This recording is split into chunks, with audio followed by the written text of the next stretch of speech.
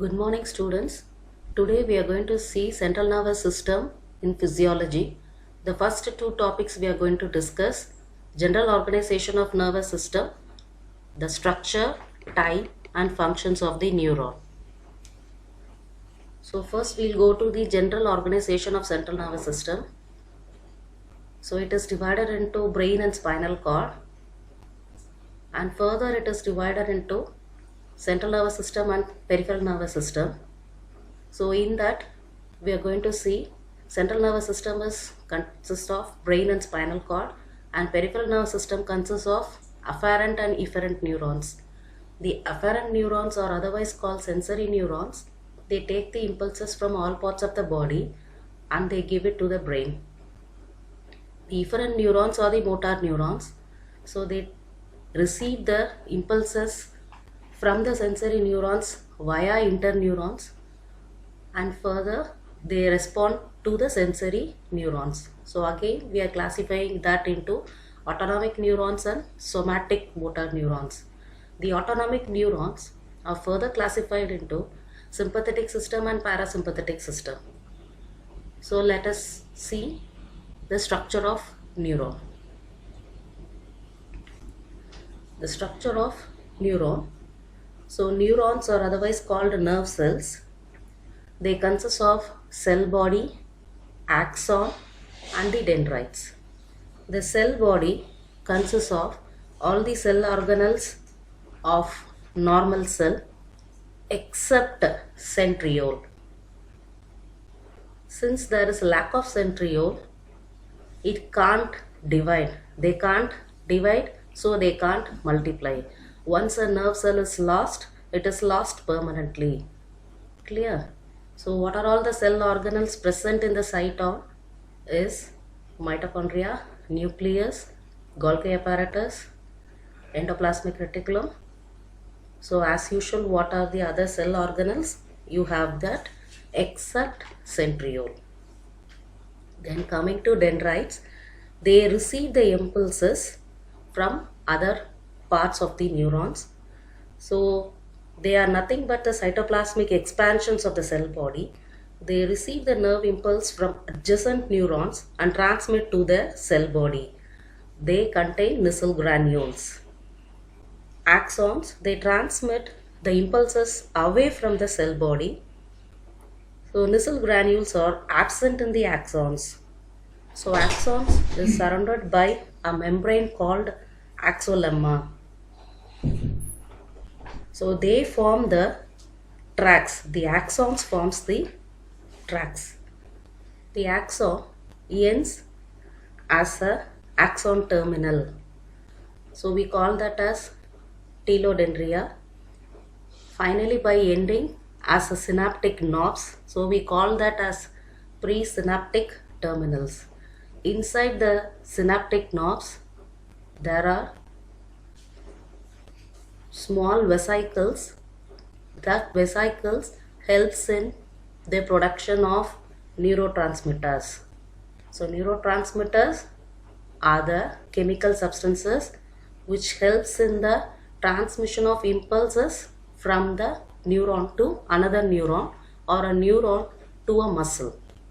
So we are finishing the structure of neurons. Now we will go to the classification of neurons. So how the neurons are getting classified? That is functional classification, structural classification, then according to the length of the axons, then according to the shape of the nerves, then according to the size of the nerves. So first we are going for functional classification. So in that, sensory or afferent neurons, so their work is to take the impulses or action potential towards the central nervous system. Motor or efferent neurons, they take the action potentials away from the central nervous system. In between there is a interneuron. So this interneurons, they are otherwise called association neurons. That is, what they do is they connect or they receive the impulses from sensory and they give that impulses to the motor. So the next classification is the structural classification. So in that structural classification, we have a multipolar neuron, bipolar neuron, unipolar neuron. So multipolar neuron is the one structure which we saw before. So the most of the neurons in the central nervous system are multipolar neurons.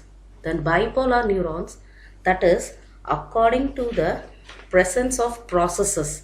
So multipolar has many processes and bipolar neurons have only two processes. So the examples are sensory neurons in the retina of the eye and nose. Then unipolar neuron. What is unipolar neuron is they have a single process, that is only one process is present. So they are located in the ganglia of cranial and spinal nerves. So these are the types of neuron. So unipolar neurons have only one process and bipolar neuron has two processes. Pseudo-unipolar, pseudo means false, that is we can't differentiate whether it is an axon or a dendron. They just start from a same place, so we call that as pseudo-unipolar. Then multipolar neuron we saw already. Then the other classification is according to the length of the axon, we are classifying as Golgi. So Golgi means it is a type 1, type 2 we classify, that is according to the length of the axons. So neurons, Golgi type 1 and type 2. So cells of Martinotti, they are found in cerebral cortex. They resemble stellate. Stellate means star shape, but has longer axons that points towards the cortical surface. Then there is a granule cell which is found in cerebral cortex in the deepest layer. I will show you the diagrams in the next slide. So we have a lower motor neuron type. So it is found in ventral horn of spinal cord, motor nuclei of cranial nerves. Then stellate. Stellate means star-shaped cells. They are found in the cerebral cortex. Then horizontal cell. They are found in the cerebral cortex and retina. Then finally the pyramidal cells. They are also found in the cerebral cortex. They are pyramid in shape. Pyramid means triangular in shape. So from that we get the pyramidal tract. Then the Purkinje cells. They are found in cerebellar cortex.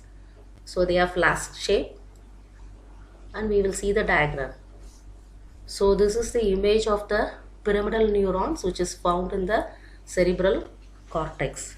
So one more I have to tell you, that is according to size also we are classifying the neurons, that is macroneuron and microneuron. Then one more classification is there, that is depending upon the neurotransmitters, that is whether they are adrenergic neurons or cholinergic neurons. Then finally according to the conduction velocity we are classifying the neurons, that is whether the conduction speed is slow or fast. Depending upon that we are classifying the neurons. So what are all the total classifications of neuron?